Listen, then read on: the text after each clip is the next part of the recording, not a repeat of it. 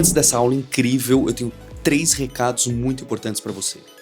O primeiro é dar parabéns, porque olha onde a gente está chegando. O Alura Quiz como topic aqui no GitHub, centenas de projetos você escolhendo, centenas. Parabéns, não se esqueça de marcar Alura Quiz e imersão React. O barulho que a gente está fazendo, o pessoal da Vercel admirando, muito legal. Parabéns para você que pegou as aulas e rapidamente colocou no ar, aprendeu e está tirando as dúvidas, que é o segundo recado que eu quero trazer.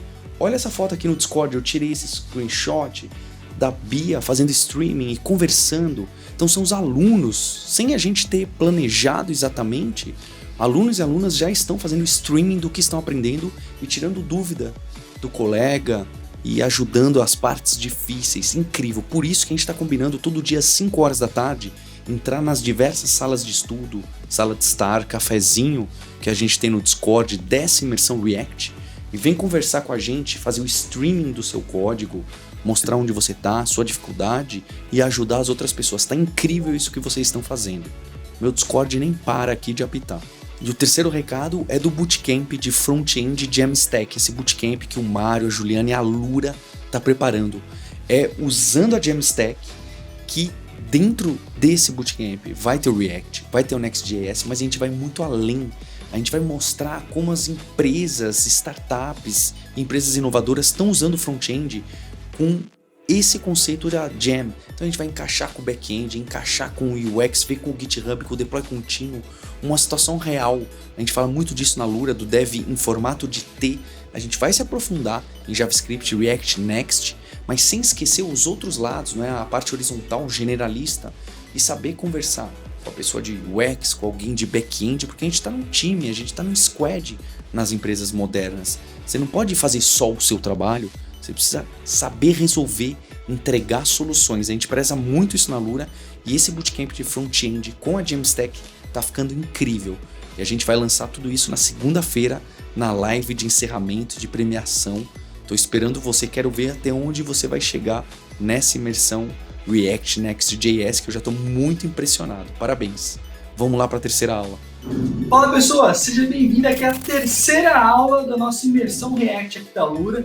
E hoje a gente vai finalmente fazer as nossas perguntas aparecerem na página de quiz e vamos começar ali a nossa lógica do formulário, fazer essa transição de estado, nossa tela de load, a tela de estado, enfim, tem bastante coisa para fazer. E para fazer tudo isso, tem aqui comigo esse nosso trio aqui maravilhoso aqui. Estamos junto aqui comigo o Paulo e a Ju nesse nosso mais novo episódio aqui. Vocês estão bem hoje também, gente? Tudo certinho aí? Prontíssima para continuar, né, na verdade.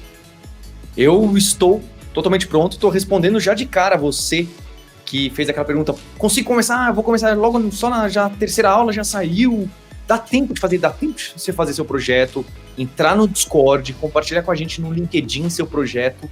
Tem gente fazendo coisas incríveis, já atropelaram nossas aulas. Já vi que alguns de vocês já prepararam a página de quiz, que é o que a gente vai fazer agora, ou dentro de instantes. É isso, Mário? É isso, Ju? Exatamente. Ó, a gente vai só deixar um pouquinho bonitinho ali a nossa home, né? Que a gente focou bastante em state, no link na última aula, e já vamos partir para o nosso quiz aqui. Vamos que vamos.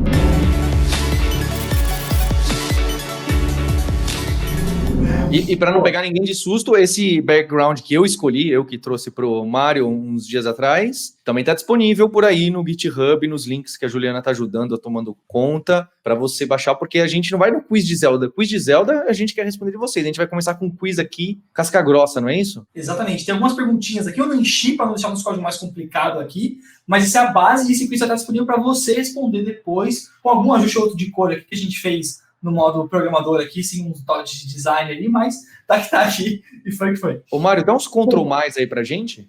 Dou sim, Paulo, com certeza. Tá aqui, ó. Então, Paulo, a gente tá com o nosso quiz aqui, ó, bonitão, certo? Todo aqui, JavaScript quiz e tal. Paulo, o que eu ia falar é que na última aula você comentou bastante dessa questão da diferença da tag e do componente, né? Você lembra o que você ficou, qual foi a sua diferenciação master aqui, olhando no código? A letra maiúscula?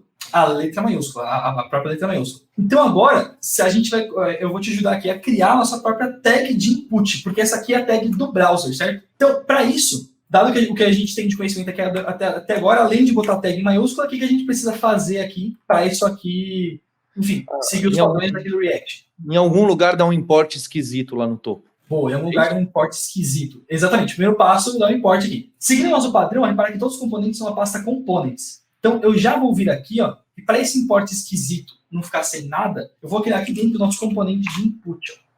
A gente vai criar o nosso, não é que a gente vai pegar da internet e colocar aí. Exatamente, a gente vai criar o nosso aqui, que inclusive tá no layout lá, que a gente passou nas primeiras aulas lá, que o Lucas fez e tudo mais, ficou sensacional. A gente vai pegar esse input aqui, ó, e a gente vai criar a estruturinha base de componente que a gente tem no React, né? Então a gente tem que vir aqui e fazer lá o tal, dentro desse arquivo, né, do import, do React. E o resto da estruturinha aqui, você consegue cantar de cabeça aí, Paulo, agora? Sem colar de lugar nenhum? A gente criar esse componente aqui? Ah, não. Aí é muita coisa para mim.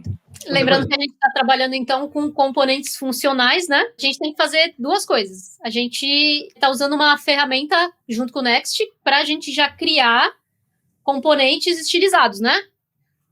O style de components lá. Isso. Exatamente. Então, nosso input, a gente vai usar a style de components já para criar o elemento. Aí sim, a gente vai criar um elemento do tipo input, só não confundir. O function input que a gente vai criar, a gente dá o nosso nome, estamos usando o mesmo nome, mas nesse caso podia ser banana. Mas quando a gente vai criar com style de components, a gente vai criar, vai chamar de input, aí uma const input, e aí sim vai ser um elemento, aí styled, né, igual styled e tal, ponto. E aí o tipo de tag, né? O elemento que a gente quer criar, que aí sim é um elemento do tipo input. Exatamente. E é até legal de falar, o Ju, que essa estrutura aqui que eu estou criando agora é muito comum quando você vai criar um componente baseado em uma tag. Então, o pessoal fala que você vai ter os estilos base do seu input ali, né? Em cima do input do HTML que a gente tem aqui. E aí você vai criar a sua função input aqui, que vai receber, e aí você vai ter um controle mais fino de quais propriedades você quer passar ou quer deixar de passar nesse componente aqui. Então a gente vai vir aqui e vai só retornar. É bom isso aqui, o Paulo no caso Paulo, né? Porque aqui a gente tem só o input e tá vendo que esse input está colado com um botão aqui. Dá para você forçar até isso aí. Exatamente, dá para forçar até isso. Dá para você forçar até um conjunto de tags. Então, por exemplo, nessa estrutura aqui, ó, a gente pode vir aqui e falar que esse input, para ele ter uma divisóriazinha dele, a gente pode falar que ele tem uma div, e aí sim a gente carrega esse input base que tem os estilos aqui. Bem devagarinho, porque o computador está chorando aqui. Enquanto o Mário vai editando, uma coisa bem importante que a gente... Eu não me recordo agora se a gente chegou a comentar nas aulas anteriores, mas se o pessoal aí de casa estiver resolver fazer de um pouco diferente os componentes, é muito importante que você exporte um componente, não, que você exporte uma tag por render, né? O React, por isso que a gente, inclusive, às vezes usa umas tags vazias, né? A gente chama isso de fragments, porque a gente não consegue, por exemplo, exportar duas divs, uma no mesmo nível, no mesmo render. Então, no React, cada render que a gente faz no componente precisa ser um elemento externo e todos os outros dentro dele. É bom que até o próprio S-Lint já avisou aqui pra gente, ó. Adjacent JSX elements must be wrapped in closing tag. Isso. Muito bem lembrado, Ju. Duas perguntas antes de vocês avançarem. Então, deleta esse div aí. A primeira é, por que você precisou colocar aquele comentário para o linter ser desabilitado? Por que ele estava reclamando com a gente da vida? Isso aqui foi porque o S-Lint ele tem uma regra lá do Airbnb que eu acabei de burlar aqui com esse comentário, porque ele prefere que a gente faça o export default. Então, esse export que eu fiz aqui, ó, é uma gambiarrinha. Não, o export funciona, mas eu colocar o comentário foi uma gambiarrinha aqui. Em alguns cenários pode ser que faça sentido, aqui eu fiz só para tirar o vermelhinho enquanto a gente estava explicando. Mas na prática, o ideal é a gente fazer o export default, que aí sim ele para de reclamar. Tudo bem, não veio ao caso, é detalhes do JavaScript, deve ter um motivo, não é o momento. Ótimo. Segunda pergunta, então. Por que eu percebi que toda vez que vocês criam os componentes tem essa carinha, então, né? Do function que devolve um style do input. A gente já não podia ter comido isso e feito esse export function input, já dá return no style do input, em vez do que criar isso separado, ter colocado isso tudo dentro da funçãozinha? Daria, Paulo. Só que aí a vantagem aqui entra nesse lance que a gente pegou e comentou, de dar essa separadinha aqui, tá vendo? Que o input está sozinho aqui. Normalmente você quer, às vezes, ter uma estrutura para ele funcionar isolado. Então, você vai colocar uma div, você vai colocar alguma outra estrutura. Em vários lugares do nosso código a gente não colocou, a gente não fez essa estrutura aqui, mas para o input faz muito sentido ter essa div aqui. Por quê? Pode ser que depois você queira botar um spam para informar uma mensagem de erro. E aí, tudo isso você consegue controlar dentro do seu componente de input. Faz sentido? Você dá mais poder para ele aqui. E eu vou pedir para você aumentar um pouquinho a fonte, Mário. Um só, acho que tá bom. Então, Paulo, fez sentido aqui essa estrutura aqui que a gente colocou da div, essa separaçãozinha? Isso aqui, de verdade, é o que mais vai acontecer no dia a dia. A gente exportou muitos casos só do style aqui, mas isso é mais ou menos assim que vocês vão acabar trabalhando muito, criando seus próprios componentes no dia a dia. Trouxemos aqui essa chamadinha de input, vamos resolver esse import feioso que você tinha comentado lá no começo, né? Então, ó, eu vou só copiar esse anterior aqui e vou trocar o nome de, ao invés de GitHub Corner para input, e aqui para components/input, que é a nossa pastinha que a gente tem mais uma criada pergunta desse componente que a gente criou. Esse componente que a gente criou é puro React ou ele tem alguma coisa do Next ali? Ele está puro React. Todos os componentes que a gente criou até agora, os componentes estão puro React aqui. Legal. Beleza. Eu imaginava, só queria ter certeza. Ó, repara que aqui eu já ganhei um estilão bem mais bonito. Eu copiei e colei o estilo aqui, né?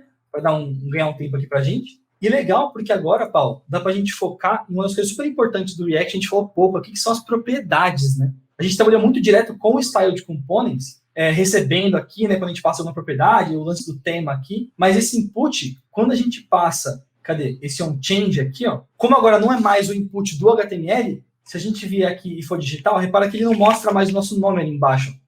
Tá vendo aqui? Porque esse onChange não existe ali, né? Ele aceita. Exato. Ele aceita passar. Então ele passa aqui ó, o onChange, só que aí, ó, quando chega aqui dentro, tá vendo que esse é a tag input que seria a tag input base do HTML? Essa tag aqui que a gente está referenciando via esse nome input base, ele não tem acesso àquele valor de onChange que está lá no outro arquivo.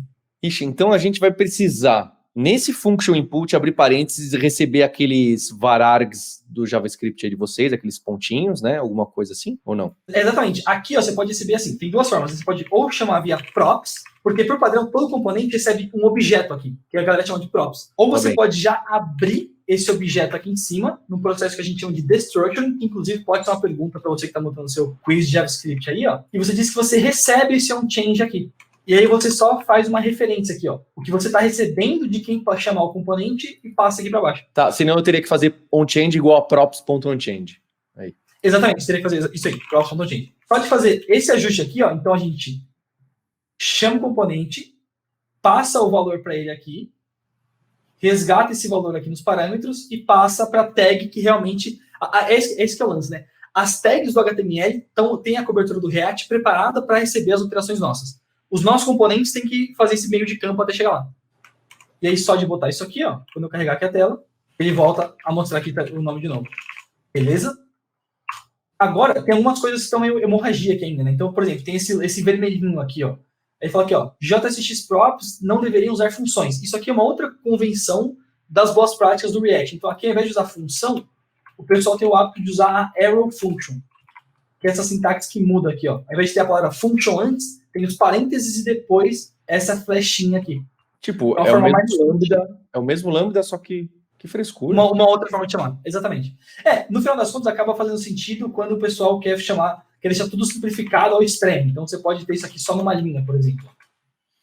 Ah, tá. Aí dá para matar as chaves. Isso. Uhum. Exatamente. Então, esse código aqui é bem comum de você ver em vários cantos ao longo do desenvolvimento com React. Entendi. Então, para você não se assustar, a gente escreveu o function grandão para ficar mais legível e depois você vai comendo, né? Então, o que está acontecendo aí, a gente está passando uma função como argumento, de qualquer maneira, como sempre era feito. Que podia, inclusive, ter sido declarada fora, né? É que aí realmente é o limite do limite. E aqui, Paulo, outras coisas. O placeholder. O placeholder ele também é uma propriedade que a gente tem aqui, tá vendo? Então, o placeholder recebe, a gente passa ele aqui na hora que chama o componente, recebe aqui, e aí a gente vem aqui embaixo e passa o placeholder como propriedade. O placeholder, lembrando que é do input do HTML mesmo. Tá bem. Agora, por que não existe um input base e todos os props recebem todos os props? E assim você não precisa escrever nada disso, falar quais argumentos e etc. Agora, eu vou te trazer 2 pontos. A sua pergunta vai levar exatamente o próximo ponto que a gente vai trazer aqui, Paulo. Então, ó. Senão, né? Acho que as pessoas entenderam, certo? Senão, a próxima vez que a gente tiver um outro argumento bobo que a tag input recebe, a gente precisa pôr a outra tag aí e pôr ali no input base de novo. Você pode fazer assim, Paulo. Você pode pegar 3... Esse aqui é meio confuso, tá? mas pode pegar 3 pontinhos aqui no topo e falar assim, ó, especificamente o onChange e o placeholder, eu quero pegar como variáveis para fazer algum tratamento, alguma condicional, algo do gênero. E todos os outros parâmetros, exatamente o que você falou, você pega com esses 3 pontinhos aqui, ó, e eles vão montar um objeto só aqui nas propriedades. E aí, para passar para o componente, você só abre aqui o bigodinho de novo e espalha esses valores. Então, os 3 pontinhos do JavaScript são muito usados para você agrupar coisas quando você recebe parâmetros ou algo do gênero assim, e espalha quando você vai aplicar num array, um objeto, algo do gênero assim. E aí ele faz exatamente isso que eu estou falando. Ele pega a outra variável x e faz x igual ao valor de x. Exatamente. Repara que o lint, ó, ele deu uma brigada aqui com a gente, porque isso aqui faz você não ter certeza do que você está recebendo no seu componente. Eu imaginei isso. Talvez não deva ser uma super boa prática, né? Porque, passa aí qualquer coisa aí para debugar. Peraí, de onde está vindo isso? Fica tudo mais confuso, né? Exato. Tanto que, ó, o próprio SLint ajuda a gente a falar aqui, ó, faltou uma tal de props validation aqui, tá vendo? Porque por mais que o JavaScript não tenha tipos, como os componentes recebem muitos valores, é importante você ter um mínimo de validação automática para garantir isso. Para isso, eu vou trazer uma lib para o projeto agora, que é a tal do prop types. Então, vou fazer aqui, ó, yarn add prop types. Lembrando, você que estiver usando npm, vai ser npm install prop types. Essa lib aqui, Paulo, ela ajuda justamente a você, que trabalhou mais no mundo Java, aí, trazer um pouquinho desse comportamento mais automático para o JavaScript. Não é algo da própria linguagem, né? Algo do ecossistema React ali, mas que facilita bastante a vida para você saber com que tipo de dado que você está trabalhando. Então, vou fazer lembrando o aluno e a aluna de que isso é opcional, certo? É mais para a gente fazer de uma forma que tenha aparecido muito por aí no mercado para tentar organizar uma tipagem, algo que lembre uma tipagem, é isso? Isso, ó. Isso. A gente não está usando o TypeScript, mas o PropTypes, ele é essa lib, a gente vai garantir que tudo que a gente recebe de props e o que os componentes estão esperando sejam dos tipos previstos, né? Tipo string, tipo número. Como você falou, não é obrigatório, mas se quiser pode, como a gente costuma dizer, né? É bom, é uma boa prática.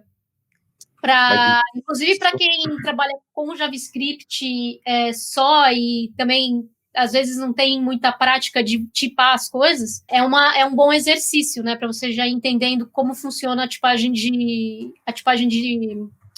dados e sem precisar, assim, sair do JavaScript para o TypeScript neste momento. Então, o que está acontecendo com essa lib aí que o Mário foi instalando enquanto a gente falava, ele pegou o... Cadê? É isso, com a PropTypes, instalamos PropTypes no nosso projeto, e agora o que a gente está fazendo é usando os métodos internos do PropTypes para ir todas essas props que a gente passa. Então, onChange é uma prop, placeholder, name, né, do nosso componente input. Agora a gente está falando exatamente qual que é o tipo de dado que vai ser recebido. Então, o placeholder é um dado do tipo string, nome, né, name é um dado do tipo string, e onChange vai ser uma função. Então, é exatamente isso que a gente está falando, e estamos falando que todos esses campos, eles são required. E eu podia encaixar, e provavelmente podia encaixar isso, required, ponto, o mínimo de length é 7, ponto, só pode aceitar cor, ponto, ele tem uma interface fluente para fazer um monte de validações, alguma coisa assim. Ele não é tão flexível assim, ele tem essa interface, dá para você customizar, mas no geral o pessoal quer garantir somente o tipo mesmo, Paulo. Então essas validações um pouco maiores assim, tem algumas outras bibliotecas, como por exemplo a Yuppie, que o pessoal usa no formulário, que é para poder realmente o dado que você está extraindo da tela vai ter determinada coisa. Tá, mas eu estava pensando até não pro, eu entendi que isso aqui não é para o usuário que o usuário está passando, né? Esse onChange, quem está passando é o código, a gente não está falando de validação do formulário, a gente está falando de validação interna do que o componente recebe para ser criado, certo? Isso. É validação do tipo de dado que está sendo recebido em cada prop. Tá. E aí agora o linter já passou, só escrevendo isso aí, ele já passou, já. Porque ele reconhece que alguém está usando essa biblioteca e fala que tá ok. No Airbnb o pessoal é chatonildo e fala, galera, se vocês não usarem aqui o PropTypes, não passa, é assim no Airbnb. No Airbnb, lá no Nubank também é assim. Não quer. Ixi, Nubank. O pessoal aí, pesado, libera o PropTypes aí do pessoal. Qualquer coisa põe um comentáriozinho aí, né? Isso que eu ia falar. Já que você tem liberdade aí em casa para fazer o seu, você pode muito bem relevar, né, essa regra. Sim. Desabilite esta regra aí, porque você tem liberdade para fazer isso no seu próprio projeto. Exatamente. Mas se quiser praticar, eu acho bacana. Eu também super indico. E, Paulo, é legal de mostrar aqui agora, né? Porque, por exemplo, ó, ele falou que o name está required no input aqui, tá vendo? E a gente não passou o name. E é importante ter o name até por questão de acessibilidade e algumas outras coisas que os leitores de tela usam. Então, a gente vai vir aqui no nosso campo e passar o name aqui, ó, que é o nome do usuário. É porque a gente não passava isso, porque isso aí o React gera internamente, e aí no .js a gente fazia referência via o objeto mesmo, né? Referência de objeto, certo? Por isso que a gente não precisava do campo name do input do HTML, pra gente ele gerava qualquer baboseira, tava bom, né? Isso. Exatamente. Então, ó, o input agora tá redondinho, conseguimos vir bacanudo com ele aqui, ó. Dá pra gente digitar agora, o nome segue aparecendo. O que eu vou fazer agora é, dado que a gente aprendeu toda essa base aqui, eu vou só trazer, Paulo, por questões de estética mesmo agora, o nosso componente de botão, que já tá com todas essas configurações de prop types e outras coisinhas também, só que naquele modelo mais padrãozinho, só com o style de components. Então eu vou pegar ele aqui da minha colinha do Guiche aqui, que a gente vai separar e vai passar depois para você, e vou só criar esse componente a mais de botão aqui. Ô, Ju, você tem algum caso... Fala aí, Mário, Juliana, enquanto vocês vão colocando aí o botão aí, né, o button que o pessoal vai pegar que já está pronto aí no GitHub, esse componente novo, queria lembrar que, então, isso que a gente está vendo aqui, até o linter, né, tanto o linter quanto o prop types, você não precisava fazer no seu projeto. Você não precisa fazer no seu projeto nem habilitar o linter, nem usar os prop types. Acho que a questão que o Mário e a Juliana estão trazendo para a gente nessa imersão é tentar mostrar realmente como que o mercado de trabalho costuma usar na empresa no dia a dia. Porque eu acho que isso tem momentos de aprendizado nosso, mas não tem problema. Se você está muito no começo de JavaScript, etc., quiser passar o prop types e o linter, poxa, está reclamando, não sei se isso é um erro, se é só um warning, está complexo, pula. Se você já sabe um pouco mais de JavaScript, acho que é muito importante pegar isso que a Juliana e o Mário estão trazendo para a gente, porque faz parte, né? Eu falo, é o dialeto que as pessoas conversam no React e no Next.js e até no JavaScript. Porque esse prop types aí funciona no Angular também, certo? Funciona em qualquer coisa. Então a gente começa a ver as boas práticas que as comunidades usam ou consideram ser boas essas práticas, e assim todo mundo conversa na mesma língua e se entende um pouco mais. Justíssimo, Paulo. E, claro, você comentou até do Angular, né? O Angular, se não me engano, acho que ele não aceita esse prop type específico, né? O prop type em si é do React, mas o próprio Angular tem essa forma lá, com o TypeScript, de fazer as validações. Então, cada ecossistema tem as mesmas coisas. O que é muito bacana do que uma vez que você aprende o React, quando você vai para outra tecnologia como React, como Angular, como Vue, é muito fácil portar esses conhecimentos. O que é o router lá? O que é a validação lá? E assim por diante. Então, esse botão a gente vai dar aí o código, basicamente, do styled para estilizar o botão, né? Que a gente falou, a gente não vai pegar aqui no CSS, mas ele está cumprindo aquele mesmo papel do botão que estava fazendo anteriormente. Ele está pegando o estado do botão, colocando o nominho já direto, então já dá para testar. Ele está desabilitado se variável nome não tem nada escrito. E agora o Mário colocou naquela nova sintaxe, entre outros bigodes, para interpolar e pegar o espaço, né? Antes não estava aparecendo o espaço, certo, Mário? Ele juntava exatamente, lá tudo numa mesma string. Né? Uhum. Se a gente voltar aqui, ó, ele tá comendo um espacinho lá, e aí, para ficar mais fácil aqui, eu só juntei tudo com ostentação bigodinhos, nosso lendário querido aqui. E agora sim, Paulo, tá com muito mais cara de jogo isso aqui, não tá não? Tá ficando bonito. A gente vai deixar de desafio o transparente ali que tá meio feio, né? O transparente. Volta aí. Pode dar back, né? Já que a gente tá no... Né? O Alura, orgulhosamente criado, tá vendo que acho que precisava de uma opacidade diferente aí, porque esse nosso background, ele lutou. Mas aí fica o desafio.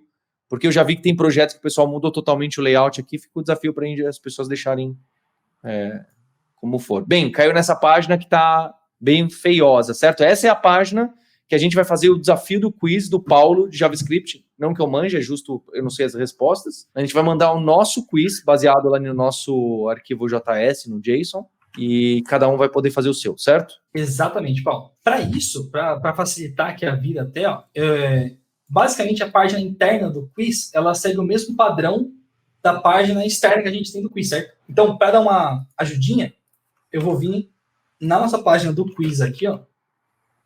Opa, eu abri no modo que eu estou mais acostumado, mas deixa eu vir pela navegação de pasta que vai ser melhor. Então aqui, ó, quiz.js. E aí, ó, a gente tinha nosso pudim com batata, que foi o teste que a gente fez nas últimas aulas aí, né? Eu vou trocar aqui, ó, por um Eu nem export. lembrava mais. Ficou pra história o pudim com batata ali agora. Então, ó, eu trouxe aqui, ó, e repara que ele reclamou de novo, Paulo, de todos aqueles imports que a gente já fez uma vez e que agora ele tá reclamando de novo aqui. Então, o quiz background, o quiz container, o quiz logo. Eu também vou dar uma ligeira roubadinha aqui e vou pegar todos esses imports aqui.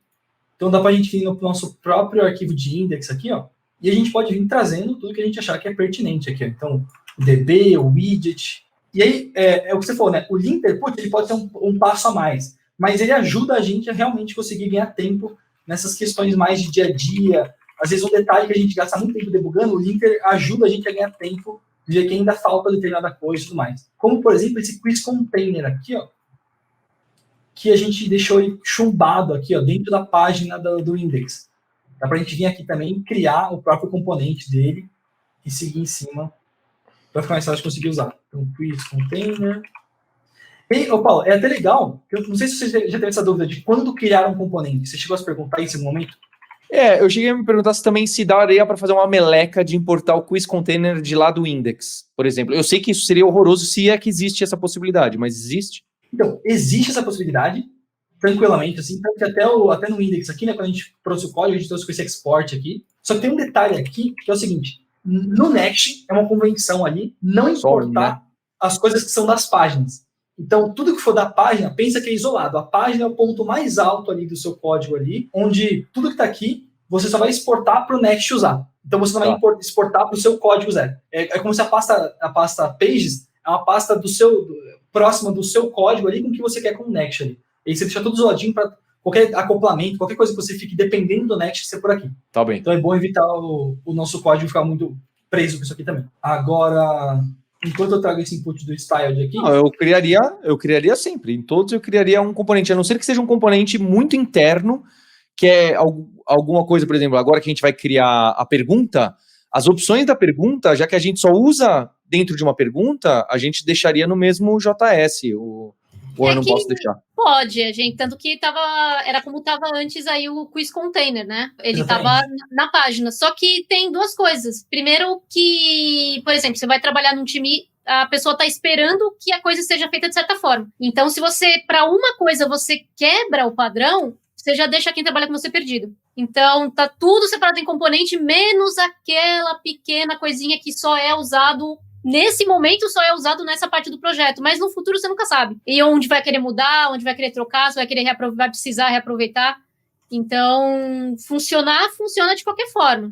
Mas aí é por questão de organização. Exatamente. Mandou bem não, Ju. Concordo plenamente, é uma questão de organização. E Paulo, e essa questão varia muito. Por exemplo, muita gente define que a pasta Components é a pasta que vai ser a base ali. Mas se você for lá no meu canal, você vai ver que eu gosto de separar o que são coisas de layout e o que são coisas de fundação de design, como, por exemplo, o componente de texto, de grid e algumas outras coisas assim. O componente de formulário eu também gosto de deixar tudo numa pastinha. Então, é muito do seu próprio gosto ali. E essas partes mais específicas de layout, muita gente, às vezes, cria específico dentro por exemplo, cria uma pastinha aqui tem um source aqui, né? Cria uma pastinha de telas, por exemplo, screens, para ficar separadinho da pages aqui, e aí cria o código inteiro da página ali, o componente que só existe para aquela página, cria junto com aquela página.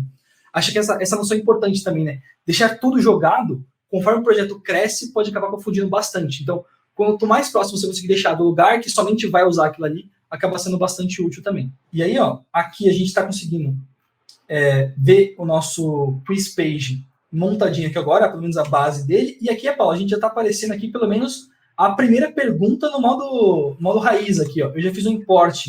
Deixa eu ver passa pelo código rapidinho aí pra gente, então. Então a gente tem o quiz container, o background, que a gente já tinha criado, o quiz logo também. Isso. E aí o widget, quem que era o widget mesmo? Me relembra? O widget, ele representa esse pedacinho aqui, ó. Esse pedacinho que tem o header, que tem a área de conteúdo e que tem a imagenzinha. Tá bom. Como se fosse um cardzinho, né? Cada caixinha de conteúdo tá bem. A gente tá chamando de widget. Tá bom. Ô, Paulo, até aproveitando sua pergunta, eu trouxe até um outro ponto filosófico em cima dessa questão de componentes e tudo mais aqui, ó, que é para a gente simular um joguinho mesmo, né? Então a gente tem aqui, ó, uma partezinha, um loading screen aqui, uma tela como se fosse de jogo. Tá vazando áudio. Então, é até legal que eu trouxe esse loading screen aqui, baseado até num desafio que a gente comentou em algum momento aqui, de, putz, tentar fazer um spinnerzinho carregando. Eu posso até chamar esse cara aqui de loading widget agora. E aí, o Paulo, você tinha perguntado dessa questão do widget, ele basicamente ele representa tanto essa parte aqui, ó, que se eu só chamar o loading widget, veja só aqui, ó, antes desse widget, ou mesmo depois dele aqui, ó, desse que já existe da parte da pergunta, eu só venho aqui e chamo esse componente. Repara que ele vai carregar uma segunda sessão igualzinha a essa aqui embaixo, já com espaçamento, tudo pré-definido, que a gente colocou no CSS básico que a gente passou. E é legal porque isso aqui dá pra gente brincar com as caixinhas, né? A gente vê muitos sistemas que parece que eles fazem as telas ser muito mágicas e tudo mais, mas na verdade são vários componentes que eles têm as suas regras pré-contidas neles ali e a galera vai só trocando qual componente que tá aparecendo aqui. Aquele loading widget, deixa eu ver, é uma function que você colocou, é isso? Exatamente. Então esse loading widget, ele é uma function que retorna essa casquinha do widget com header e a parte de conteúdo aqui. Tá bem.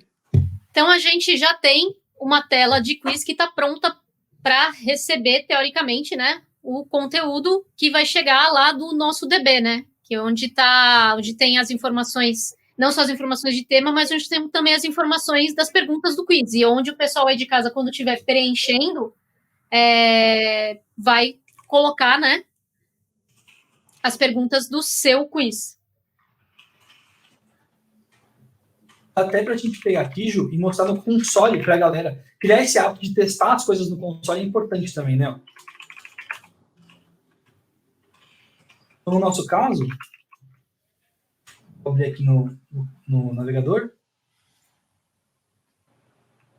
Ó, ele trouxe aqui, ó, um array com 2 perguntas aqui, ó. E aí já tem tudo, né, Ju? Uhum, sim, tem todas as propriedades de cada pergunta. Então, quais são as alternativas? Qual que é a resposta certa? E a resposta certa... Mário, acho que se você conseguir aumentar um pouquinho... Tenta dar um Ctrl mais aí, ver se... Isso. A resposta é a que a gente tem uma array de perguntas, né? Então, uma array de alternativas. Qual que é a alternativa correta? Tá aí na resposta. Então, é o índice 1, ou é o índice 2, ou é o índice 0...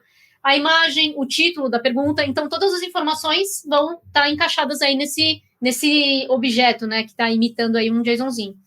Perfeito. Então, na realidade, parece que a gente fez muita coisa, mas o que tem na nossa página de quiz é muito parecido com o que tem na página inicial. A gente tem um widget com o header e o conteúdo desse widget, a gente tem botão, o mesmo botão de input, o botão lá do submit lá da página inicial é o mesmo componente de botão, e a gente, na verdade, isso é o React em ação, né? A gente está aproveitando componentes e populando os componentes com aí os dados que a gente quer. Então, parece que a gente fez milhões de coisas, mas a gente está usando os mesmos componentes que a gente estava usando anteriormente. Perfeito. E eu só queria entender 2 coisas. Aquele arquivo DB é um arquivo JSON que está hard-coded dentro do nosso projeto front-end. Ele só está emulando porque no mundo super real, nem sempre, né? Talvez no mundo real, em alguns casos seja assim. A gente está puxando esse arquivo JSON de um back-end, né? Do Node, do Java, ou de uma API que a gente não sabe nem de onde vem. Esse arquivinho aí está aí dentro. E como que a gente carregou ele na memória mesmo? Como que a gente carregou ele? A gente ele? fez um import aqui, ó, esse import via ponto/barra, passando o nome do arquivo. A gente mandou interpretar, executar. Tá certo. A gente usou JavaScript puro, né? Isso. Exatamente. Nesse caso, ele tá local, né? Então, a gente não tem que fazer nenhum fetch de API, então essa parte aí tá mais resolvida. Entendi. Ele é um arquivo local e você tá mandando... Pega as variáveis, roda aí, faz o import que ele vai carregar as variáveis que foram definidas. Perfeito. Sim. Tá bom. Existem APIs gratuitas de quiz também, mas eu não vou dar esse desafio aí, mas aí acho que já fica um pouco puxado. E quando você colocou o loading, me explica qual que é o funcionamento que vocês dois estão querendo chegar mesmo? Lista, ali volta na página mesmo, na web. Aí a gente vai ter uma questão perguntando qual é a melhor forma de eu declarar uma variável que vai ser mudada, mas em que não tem escopo global. Var, let, const, ou não usar nenhum deles. Sei lá. Acho que a pergunta não faz sentido, mas vocês entenderam. Então aí vai ter quatro opções com radio button, ou algum mecanismo que eu clico e vou. E aí eu não entendi o carregando. Quando que esse carregando aparece, quando não aparece, e quando eu clicar no confirmar, ele vai para onde? Me explica onde a gente vai chegar. Ô Ju, vamos primeiro ajudar o Paulo a fazer os conteúdos aparecerem aqui? Eu acho que pode ser um grande primeiro passo aqui pra gente. Sim.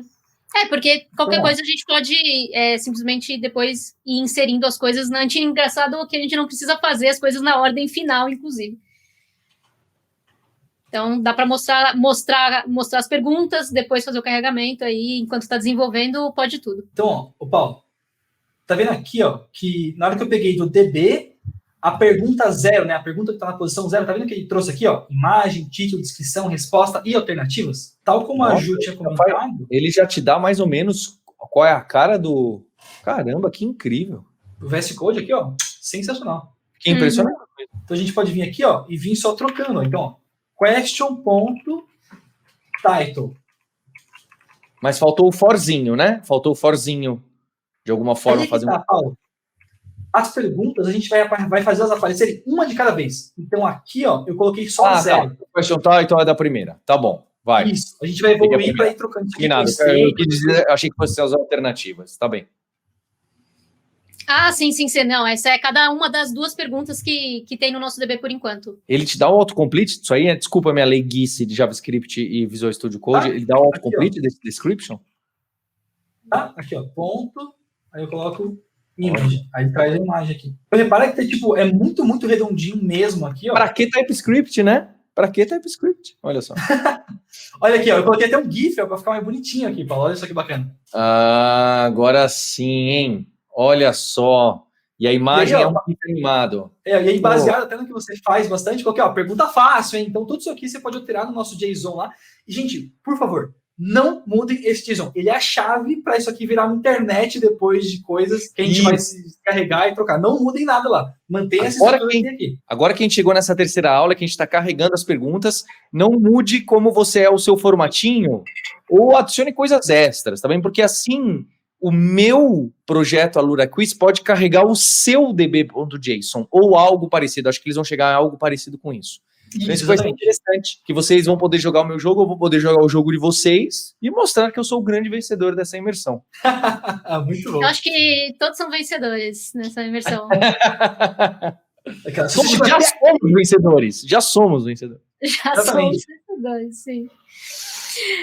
Então vamos lá. Bom, por enquanto a gente carregou, é aquilo que você falou, a gente carregou uma pergunta e tem 2 rolês para fazer. Tem o rolê de você mostrar as alternativas e uma coisa de... A gente tá falando de 2 coisas, duas lógicas diferentes, né? A primeira lógica é de você fazer o loop nas alternativas e exibir. Isso. E é outra coisa que a gente vai fazer, que é passar de uma pergunta para outra pergunta. O que você quer fazer primeiro, Mário? Olha, eu acho que eu vou até um passo antes. Vamos fazer assim, ó. A gente criou esse loading widget aqui, tá vendo? Seguindo aqui como o Paulo tá vendo, um profissional do React, o Paulo tá se rendendo ao front-end, vamos criar o nosso question widget, o nosso quiz widget, o que vai representar a nossa questão aqui, primeiro. Então, ó, vamos vir aqui, porque a gente já reforça alguns conceitos que a gente está passando bastante, que vão ser o dia a dia da galera que está assistindo. Tá vendo que esse componente está muito grande, Paulo? Quando o componente começa a ficar muito grande, é um bom cheiro para você tentar quebrar ele em menores para ficar mais legível. E aí vai de cada um ver o quanto que vai ficar mais fácil ou não. No nosso caso, esse aqui é um super quebrável, ó, onde eu posso dar um Ctrl X nele aqui e já definir como que a gente quer chamar. Então vai ser como é que você chama ele aqui? O question, né? É que aí já tem um... É que aí... a gente pode chamar de question widget. Tranquilo. E aí vem aqui em cima, aí, function, question widget. Faz aqui o return. Você poderia criar com o arrow function aqui também, tá? Você que está aí assistindo. Eu prefiro criar com function, mas é uma questão pessoal e acordo de time que eu acordei há 1 ano e meio atrás. Só que aí eu não tenho acesso a essa variável question, né? Tanto que ele já está reclamando aí. Exatamente, Paulo. E aí aqui, ó, a gente já vai fazer o quê? Pega essa question para deixar ela disponível lá dentro. Question igual a question. Exatamente. Aí aqui em cima a gente vai, question widget, vai receber a question. Isso aqui é importante porque nesse momento a gente vai começar a definir algumas regras de o que muda a tela, o que muda a pergunta. Então você vai ver que naturalmente esse código vai ficando mais separadinho agora. Quais são as lógicas de mexer com as alternativas, quais são as lógicas de mexer nas telas. E ele vai reclamar do link daqui agora, tá vendo? Do Props Validation.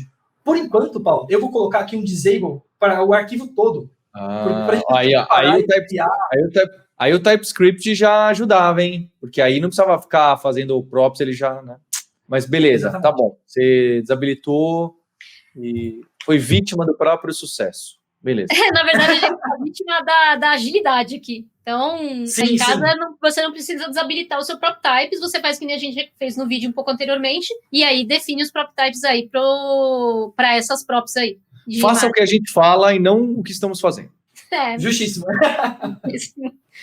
Boa. Ok. Então, Paulo, outra coisa que é importante passar, tá vendo que aqui eu tô com a question 0? Que tá até funcionando. E a gente tem que passar qual que é o número da questão e o total de questões, né? Porque senão a gente está usando variável global ali fora, não é? Pô, essa aqui... Bom ponto. Então, vamos passar aqui, ó. Pode deixar essa aí, mas é meio feio, né? Ó, se o Paulo falou, a gente vai trocar. Vamos trocar aqui. Total questions. E a questão atual, o número da questão atual, né? Que é Exatamente. Sei lá. Eu vou ter que criar uma variável aqui para a gente ter mais controle das coisas. eutb.questions. .length. E aí você falou da question 1, né? Eu vou chamar essa variável, Paulo, de question index, que é o índice da questão que a gente está trabalhando agora. Porque como é um array, a gente vai trabalhar sempre na posição do array, certo? E aí, ó, pode começar aqui. Posição 0. Aí, ó, se a gente pegar a pergunta 1, a gente vai a próxima pergunta do nosso quiz aqui, que seria a pergunta 2. A gente vai ter um joguinho com isso aqui, ó. A gente pode passar esse question index para o nosso list aqui. Tá bem. É que eu acho que esse cidadão aí não vai ser mais const no futuro, mas tudo bem, né? Por enquanto vai com const aí, depois a gente vê. Fica tranquilo que vai dar bom. Ele vai continuar uma const, você vai ver. Sim, o React vai dar jeito nessa const aí. Tudo que você conhece de programação funcional vai ser desafiado agora. E aí, já que tem o chavinhas aí, não importa a ordem que eu coloco aí, ou precisa ser exatamente a mesma ordem dos argumentos? Não importa a ordem, pode ser qualquer ordem. Posso passar o question index aqui no meio sem problema nenhum. Ah, tá. Então por dentro ele usa um objeto ali de alguma forma, né? Isso aí são chaves de um objeto, né? Porque a gente, na real, o question widget tá pegando só um parâmetro, né? Que é esse objeto. O parâmetro do props, né? Tá pegando um atributo do props, né? Do objetão que é passado de um lado para o outro. Isso. É isso aí. E aí, Paulo, ó, se a gente for carregar aqui agora, ó, repara que ele mudou. Eu coloquei aqui o memezinho do desafio aceito, do challenge accepted aqui. E aí tem aqui, ó, que tipos de dados são suportados em JavaScript? Só que tá vendo que ele tá pergunta 1 de 2? Porque faltou mais um. Exatamente, faltou mais um. Porque se eu voltar para a pergunta 0, ele vai voltar para a pergunta 0. E aí começa a vir aquele lance que a gente comentou, de você querer pegar algum valor, fazer algum tratamento. Porque esse aqui é um que faz sentido a gente pegar onde a gente está chamando ele e vir e somar ele separadinho aqui, ó. Question index, mais um. E aí também é melhor colocar um grande bigode em volta de tudo isso, porque ele está comendo todos os espaços que vocês estão colocando aí, né? Perfeitíssimo, Paulo. Vou vir aqui, ó. Não, bigodão. Aí traz aqui, ó. Pergunta. Espaço, citação bigodinhos. Faz isso daqui. E o mesmo vai para todo mundo aqui.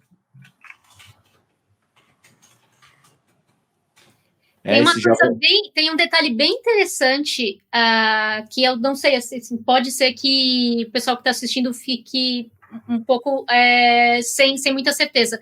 Os colchetes aí, as chaves, elas estão sendo usadas de duas formas. Na linha 32, a gente não usa o cifrão, né, ou o bigodinho, né, como o Mário costuma falar, porque aqui é o React, né? Então, quando a gente quer passar...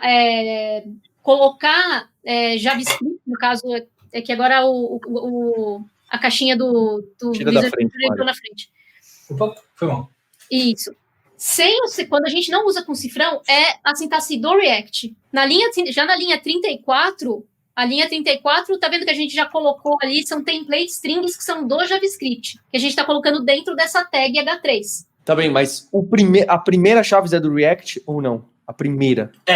A primeira é do React. Tá, as outras são a interpolação da string do JavaScript. Isso. Sim. Tá Bem notado. A mais de fora é a do React. E as que estão dentro do template string, elas são do JavaScript. Muito boa. Porque se a gente sai colocando cifrão, tira cifrão, coloca cifrão, então às vezes se você estiver tendo algum problema que tá dando alguma zica no seu código, dá uma olhada em como você está fazendo suas declarações, porque eu mesma já me confundi várias vezes. Assim, hoje você pode fazer o que você não deve fazer, que é colocar cifrão, tirar cifrão e ver quando funciona. Mas, Isso. como um bom profissional em T e você quer fazer a parte de especialização e quer entender o que está debaixo dos panos, perceba que eu estou aqui colocando as perguntas com o Mário e com a Juliana, que eu quero, obviamente, eu tenho um conhecimento muito pequeno de qualquer coisa de JavaScript, mas eu fico curioso de entender o que está embaixo, mesmo que tem algumas coisas que eu já vi que eles me passaram assim, calma, Paulo, e seguraram, porque eles consideram que faz sentido eu esperar um pouco agora, mas eu estou sempre pensando, mas por quê? Mas por quê? Por que isso é importante? Porque quando for dar erro, você vai ter toda a capacidade de entender por que tá dando aquele erro e não ficar naquele, peraí, põe cifrão, tira cifrão, o que der, deu e bola pra frente. No começo, que é como eu tô me sentindo aqui, faz tudo bem. Mas se você vai trabalhar com React, com Next, com front-end, com JavaScript, passou 1 ano, passou 2 anos, você precisa ter esse domínio dessas primeiras coisas de um nível abaixo do Next, um nível abaixo do React e chegar lá no JavaScript purão mesmo. É assim que você vai ganhar produtividade e poder ajudar seus colegas, suas colegas. Belas palavras, Paulo. Realmente, resolver erros quando o pessoal fala de maturidade, é justamente isso. Quanto mais tempo de maturidade você tem, mais conhecimento profundo você vai ter das coisas e mais vai ficando fácil. Quem sabe um dia você até contribui com o Next.js ou algum outro projeto aí. Tem toda essa discussão da senioridade. Acho que a senioridade ganha justo aí, não por quanto tempo. Não acredito no sênior de 1 ano, né? Mas não é necessariamente quanto tempo. Mas se você ficou 10 anos usando a mesma ferramenta sem se questionar as abstrações que estão por baixo, é difícil você ganhar senioridade para ajudar a resolver e pegar aquelas coisas complicadíssimas. Acho que justo é o que a gente está tentando deixar você com curiosidade. Perfeito, Paulo. E agora, Paulo, você acha que tá tranquilinha essa nossa página aqui? A gente fez uma separação que tá... Olhando o código, tá amigável para você aqui agora? Tá, eu gostaria agora de colocar as alternativas, para pelo menos a gente ter uma questão que dá pra gente dar print screen e falar, olha, temos aqui a primeira questão já rodando, bonitinha, tudo em Next, com o React com Next e etc. Antes de ficar flipando as questões. Então vamos lá. Eu vou aproveitar aqui agora para ajudar todo mundo que está aqui vendo esse vídeo agora a ter a melhor ferramenta de debug de todos os tempos do React. Porque sempre que você está com objeto, às vezes você quer dar um console log, mas às vezes você quer só ver na tela o que está acontecendo. Então, o JavaScript a gente tem esse question aqui, certo? A gente não lembra qual que é as alternativas que tem. Por mais que o autocomplete aqui ajude, aqui ele não está ajudando porque a gente não fez lá o tal do PropTypes. O PropTypes também ajuda o VS Code a fazer o autocomplete. Então, o que eu vou fazer aqui? Eu sei que é alternatives. Eu vou pegar tudo isso aqui e vou botar dentro de json.stringify. Isso aqui faz o JSON que a gente tem, né, o objeto. Na verdade, não. A gente tem o objeto de JavaScript e a gente vai converter esse objeto para um JSON, que é o objeto de JavaScript em texto. Carreguei aqui na tela, repara que ele vai ficar meio estranho. Ele mostrou meio X aqui as coisas. Beleza? Agora eu vou vir aqui, eu vou até tirar esse alternativo, para ficar um pouco mais de conteúdo ali. E vou vir aqui e vou passar uma vírgula no 4. Isso aqui é um debug tipo padrãozão. Isso aqui, se você quiser ir mais a fundo depois, você pode dar uma procurada. Beleza? Ele tem até as dicas aqui quando você passa o mouse em cima. Esse 4 é só para aumentar os espaçamentos aqui, Se você bota uma tag pré-HTML em volta, você consegue ter uma visualização muito boa do objeto na tela. É como se você estivesse dando um console log no meio do seu código React aqui, tá vendo, Paulo? Que ele mostra aqui, a imagem, o título... Tudo bem, mas agora não piorou para a gente? Não era melhor a gente usar em JSON para a gente poder puxar cada uma das alternativas? Aqui foi só para a gente tentar ver o que tinha no alternativas aqui. Ah, tá bom. Tá bem. Podia ser o console log, né? Tá bom. Isso, é o console log no meio da tela aqui, quando você quer ver no meio aqui. Então aqui agora a gente pode vir aqui só fazer o question.alternatives. E aqui a gente não chegou a fazer isso aqui junto, né, Paulo? Mas basicamente a gente tem um array do seu conhecimento aqui, o que a gente tem que fazer para isso aqui aparecer na tela? Um for. Mas deve ter alguma mágica mais declarativa funcional, é isso que vocês vão me mostrar? Ou vai ser... JavaScript tem uns fors bem legais, assim. Sim, ele tem o tal do for each, que é um classicão. Inclusive, a gente pode até começar usando aqui, né, Ju? Acho que o for each é um bom candidato. Pode.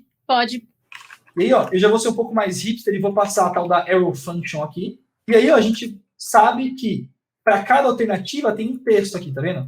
Então, esse textinho aqui vai ser a alternativa que a gente vai receber. Lembrando que no meio do código React aqui, você não consegue passar uma estrutura for ou um if. Você vai sempre ter que usar alguma estrutura que faz algum retorno para você por meio de alguma função ou algo como, por exemplo, o ternário ali. Mas a gente vai ver mais casos disso. Então, tem aqui uma alternativa. No meu caso, ele vai reclamar, o linter, falando que se você não tem nenhum código além do return, você poderia retornar direto. Eu vou dar Vou botar um console log aqui só para ele. É porque já a gente vai colocar alguma coisinha a mais, né? Isso. Né? Normalmente, quando a gente usa arrow function, se é só um retorno, a gente nem escreve return e nem precisa das chaves. Exatamente. Um pouquinho só. Beleza, então. Realizando aqui o sonho do Paulo de ver as alternativas, agora a gente vai ver aqui, certo, Paulo? Só que, na verdade, não. Tá vendo? Ó, eu atualizei aqui a tela e ele não mostra. Isso aqui é por conta do seguinte, ó. Eu vou até ver aqui no console para mostrar. Ó. Se você tiver um array com um nome, por exemplo, Ju e Paulo, se você fizer .forEach e você passar uma função e fizer um retorno, como por exemplo aqui, ó, nome, tentar fazer aqui nome, ó, para ele dar undefined, o React espera que você retorne alguma coisa para ele mostrar na tela. Por isso, a gente vai converter aqui, ao invés de for each, a gente vai chamar de para map. Por quê? Você está convertendo os seus textos. Você pode devolver um array também. Os seus textos para alguma coisa que vai ser ali um. Porque o for each não costuma. O for each. Entendi. Ou algo do gênero aqui. For each não devolve nada, né? Ele executa um monte de coisa e retorna void na maioria das linguagens. Exatamente. É a diferença aí entre, na verdade, entre for each e o map. O map sempre vai retornar alguma coisa para dentro de inclusive para dentro de uma array de resultados. Exatamente. E é como o React espera, né, trabalhar. Exatamente. Aí mostrou tudo meio sujinho aqui, ó. Mas a gente pode começar a dar uma estruturada. Ao invés de fazer só essa alternativa, a gente pode botar aqui um parênteses e botar. O Paulo, você falou que isso aqui podia ser um input radio, né, Paulo? É que eu acho que no final vocês vão querer me enfiar um outro componente aí, né? O quiz alternativo, sei lá. Na real, vai ser mais ou menos. Vai chegar esse componente. Mas daqui a pouquinho. Olha só. Botamos a labelzinha aqui, ó. Então a gente já consegue dar um inspect aqui. E ver aqui, ó. Tem duas labels aqui e o nosso button. Como isso aqui está virando um formulário, dá até para a gente começar a vir estruturando mais aqui. Então a gente pode vir até apagar esse deixa eu comentar aqui, na verdade. Isso. Daqui a pouco a gente volta a usar ele. Mas a gente pode vir aqui e mover tudo isso aqui dentro de um formulário.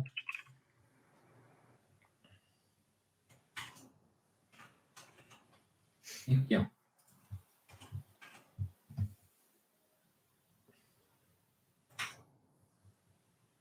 O que ele está reclamando agora do form aí? Aqui o computador deu uma chorada e aí está reclamando aqui porque... Aí, isso aqui é uma questão legal, Paulo. O lint, ele te ajuda a lembrar algumas coisas de acessibilidade que a gente, às vezes, esquece no dia a dia. Então, ele fala aqui, ó, um label deveria estar associado com um control. Então, isso aqui, ele meio que espera que a gente tenha aqui dentro um input. Esse input tenha um ID e que esse label tenha um for para esse ID. Um for? É um label para esse input. Aí, tá bom. Então, vou vir aqui, ó. Vamos lá. Isso é uma boa prática HTML hoje em dia, é isso? Porque ele tá te ajudando até com umas outras coisas. A gente tá não só colocando tudo que envolve um formulário dentro de uma tag form, como a gente tá identificando, né, cada parte desse form. Eu vou até dar uma mexidinha aqui, eu vou pegar o index aqui da alternativa para a gente conseguir ter um ID para cada alternativa construidinho, bonitinho aqui.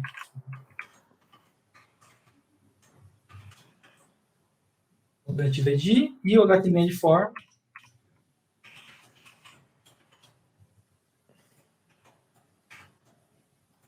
Ó, aí já para de chorar aqui com a gente.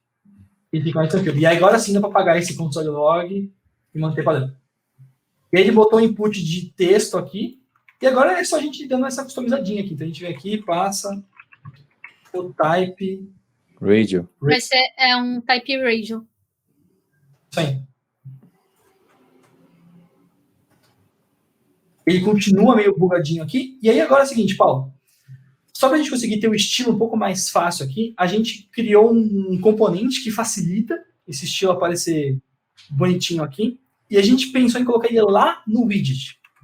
Então, se você vier aqui no nosso componente de widget, a gente vai adicionar mais um componentezinho aqui no grupo dos widgets. Então, tem o content.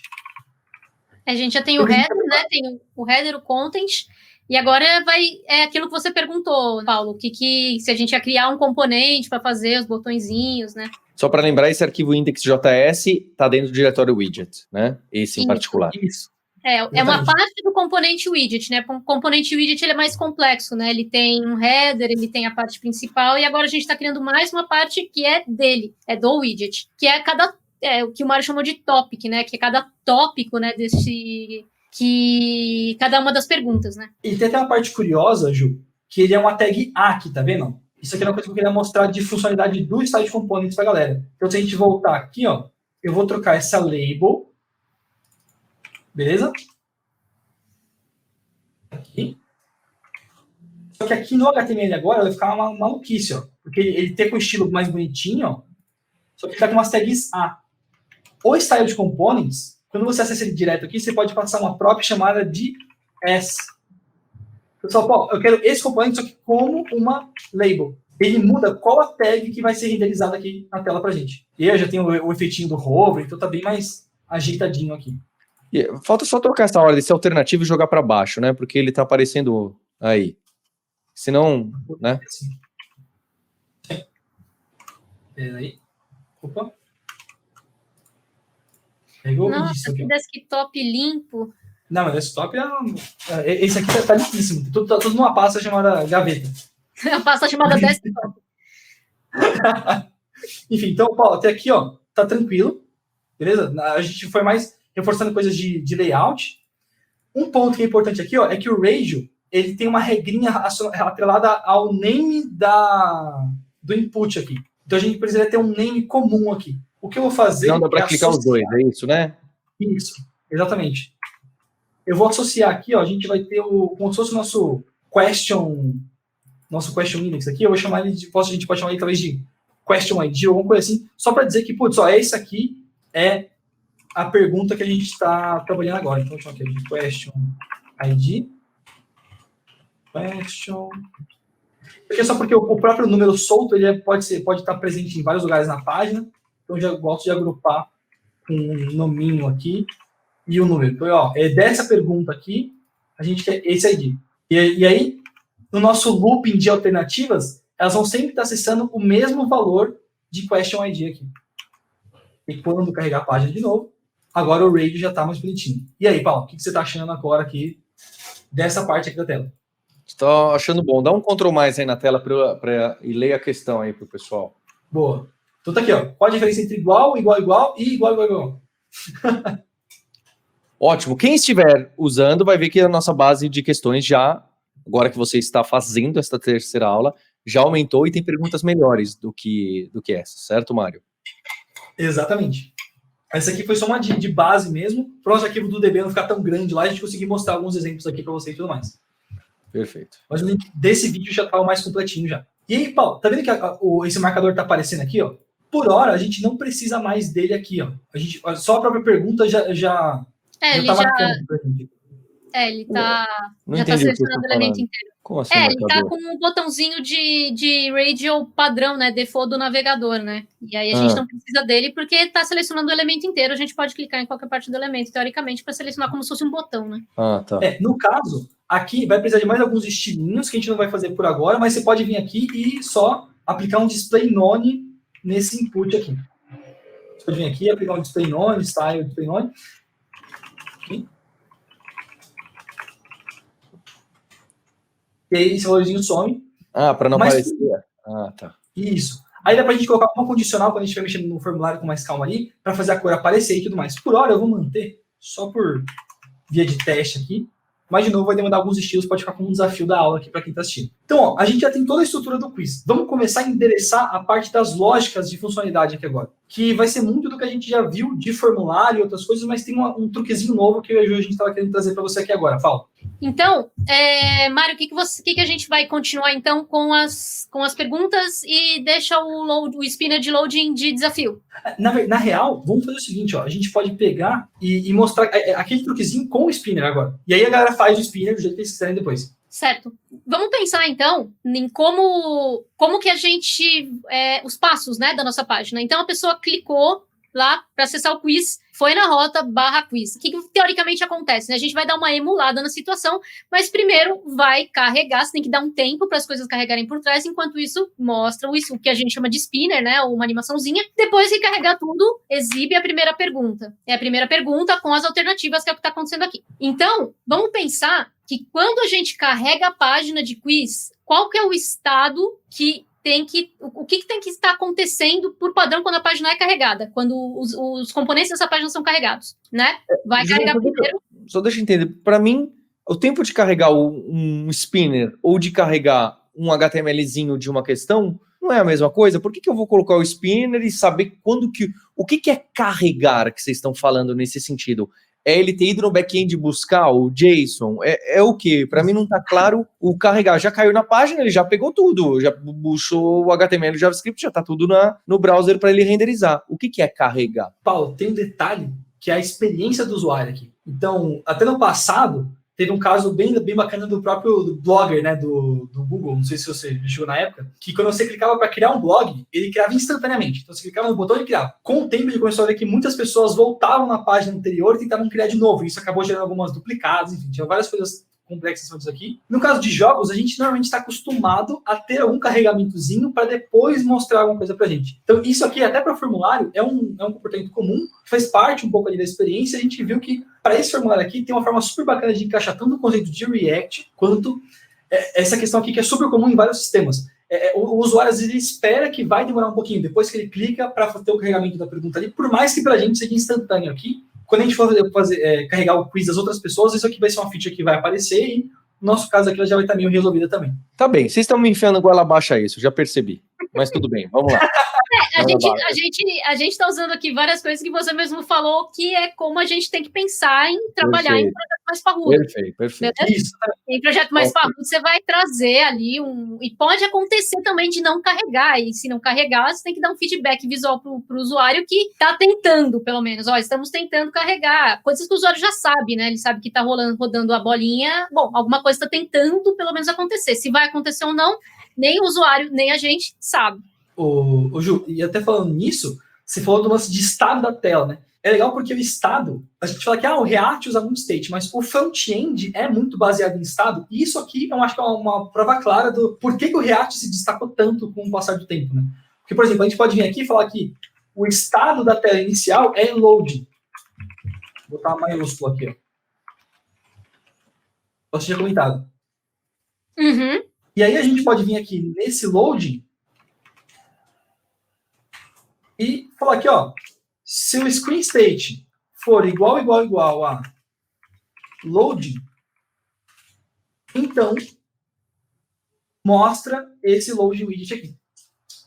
Nesse caso, por enquanto, a gente só tem um estado que está sendo ali definido hard na linha 88, que é loading. Então, obrigatoriamente, quando renderizar o nosso componente QuizPage, ele vai fazer essa comparação, né, da linha 103, vai ver que o estado é loading, sim, ok, porque está dentro da variável screenState, e vai carregar o componente loading widget, obrigatoriamente. Por enquanto, a gente não está dando para o React nenhuma outra opção a não ser fazer isso.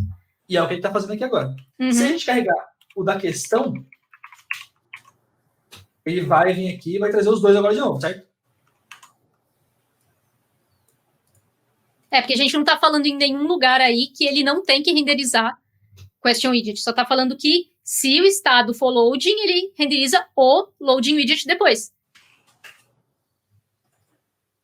E aí a gente pode passar. Bom, terminou o carregamento, a gente passa para um outro estado de tela. Então, eu estou falando assim, bom, primeiro a gente começou com o estado inicial de carregamento, então ele carregou o nosso spinner e está rolando alguma coisa por trás que a gente não, por enquanto a gente não sabe o que é. Terminou esse processo, a gente vai avisar, então agora a gente tem que re-renderizar, né? A gente tem que mudar o que está acontecendo na tela.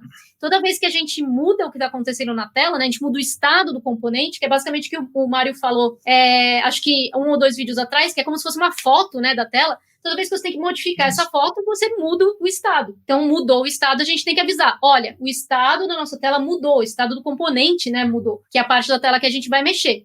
E, se mudou, o que vai acontecer agora? A gente vai renderizar uma outra coisa, renderizar uma coisa nova.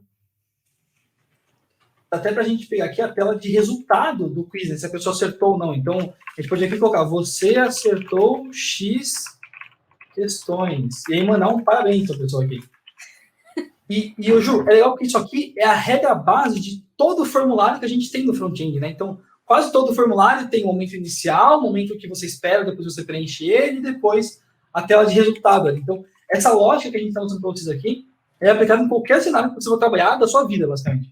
Então só para eu entender, Mário, isso aí é comum ter um mecanismo de estados no React, no Next, com essa carinha, usando o igual como string hardcoded do momento que você está na sua tela lá, e usando o duplo E comercial para garantir que ele não vai executar o que está na direita, caso o da esquerda não seja verdade, é isso? Exatamente. Porque, gente, vocês sabem que isso aí é uma gambiarra, né? Quem inventou isso aí é um gambiarrista bom. Isso é um pattern do React. Isso aqui Exato. É um operador de curto-circuito até. Exato. Porque se você usar o E comercial único aí, não sei se o JavaScript tem, isso aí tudo vai por água abaixo. Na verdade, o que a gente pode fazer é fazer o que o Mário está fazendo agora. Já que os estados podem mudar de tela, a gente tem que centralizar essa informação em algum lugar, né? Porque aí você sabe quais são os estados. Quiz igual a quiz, ou quiz igual a 1, sei lá, qualquer coisa do gênero. Quiz igual a quiz. E aí a gente sabe, aí a gente vai centralizar todos os estados possíveis que esse componente pode ter. E aí não tem que ficar caçando também no código onde é que eles estão sendo declarados. Bom, e é engraçado que muita gente tem dificuldade de entender lá o tal do Redux, né, que foi muito popular, hoje em dia está mais em desuso, e a ideia central quase por trás do Redux era um pouco dessa lógica aqui, de você tem estados que você define para o seu projeto, e quando alguma ação acontece, você muda esse estado. Então, tem o estado sem posts, o estado com posts, e o estado com posts carregando. E assim por diante. Então, uma vez que isso aqui entrou na sua cabeça, muita coisa de biblioteca difícil de front-end, algo do gênero assim, vai ficando mais claro com o passar do tempo. E, gente, isso tudo só porque eu não posso enfiar o if aí dentro, né? Porque, na verdade, isso aí é um if. Isso aí é um if screen igual a quiz. A verdade é essa. Eu acho isso tão mais legal, tão mais bonito. Isso deve assustar muito quem não sabe muito bem como funciona o operador de curto-circuito, deve ser bem assustador no começo ver isso. Na verdade, pode parecer que o React, às vezes, como o JSX, eu acho que de primeira dá essa impressão de que as coisas são muito diferentes do JavaScript puro. E se você abstrair que todo esse JSX, que são essas tags de HTML, entre muitas aspas, que a gente cria personalizados, tudo que está acontecendo na linha 111, por exemplo, é JavaScript puro. A gente está acessando aí em screenstates.load, a gente está acessando uma chave dentro de um objeto, está fazendo uma comparação que vai retornar true ou falso. E os dois E's comercial é o E, né? Então, se resolve a esquerda e resolve a direita, true, ele rola. Perfeito. É engraçado, Paulo, porque é mais ou menos... Tipo, a gente está acostumado a usar os dois E's comerciais se você for fazer um if também, sabe? Então, parece um pouco assustador, porque a gente está usando no meio da tela, mas você pensar que você usa essa comparação em outros lugares também, começa a ficar um pouco menos mágico e, tipo, não, beleza, isso aqui é como eu quero descrever a minha tela. Isso foi o que destacou muito o React entre o Vue e o Angular, né? Enquanto o Vue e o Angular tem toda uma linguagem específica deles, de como você faz as coisas aparecerem, como você faz looping, por exemplo... O Angular tem lá o asterisco ng-for. Você acredita que o ng-for vai fazer tudo o que ele precisa fazer. Enquanto no React, uma vez que você sabe fazer um looping num array, que você sabe usar um map, você sabe que o retorno do map vai virar alguma coisa na tela. Faz sentido do porquê que o React é mais próximo do JavaScript que os outros? Não, eu tô ok, não. Eu acho que dificulta um pouquinho, porque o if, a gente não escreve assim no dia a dia. Se a gente quer que uma condição, um if, tal coisa execute, a gente não escreve não sei o que e não sei o que ponto e vírgula. Sim. A gente não escreve isso no dia a dia no JavaScript. Isso que eu quero dizer. Isso não é idiomático num programa JavaScript trivial. Isso é idiomático de vocês no React. Tô ok, é interessante, mas primeiro momento dá um... Mas perfeito, entendi. Então, cada um desses só vai acontecer se cair num desses estados aí. Perfeito. Como num joguinho, né? Que faz joguinho, né? Exato. Tanto que até a edição do quiz aqui a gente viu, encaixou certinho aqui, né? Porque a gente consegue mostrar a tela de quiz, consegue mostrar a tela de resultado. Eu coloquei só um textinho X aqui, mas você pode copiar a mesma estrutura e botar um widget bonitinho, criado certinho, e a gente tem o nosso loading aqui. Pegou aqui o load. Ju, agora... Oi? Exatamente. Agora acho que a gente chegou no momento que a gente vai mudar o ciclo de vida do Paulo aprendendo React agora. Literalmente, a gente vai mexer no ciclo de vida. Tem duas questões com o ciclo de vida aí que a gente pode trabalhar. Primeiro, o load, e também para a gente conseguir fazer essas mudanças de tela. Então, o ciclo... A gente não falou, acho que a gente não entrou muito em detalhes ainda sobre o ciclo de vida do React, né? Que é uma coisa que, às vezes, quando você está pesquisando sobre o React, ouve falar muito, né? Então, o que é o tal do ciclo de vida do componente, né? Se o componente nasce, cresce, reproduz e morre, mais ou menos. O componente, ele é montado na tela, ele faz os paranauê dele e ele é desmontado da tela. Isso, e a gente consegue especificar para o React o que a gente quer que aconteça em cada uma dessas fases do ciclo de vida, né, dele. Então, o que a gente quer que aconteça quando um componente é montado, quando um componente está sendo atualizado, por exemplo. Então, um coraçãozinho vazio vira um coraçãozinho preenchido quando você dá um like. E o que vai acontecer quando o componente vai ser desmontado, quando ele vai sair da tela? O que vai...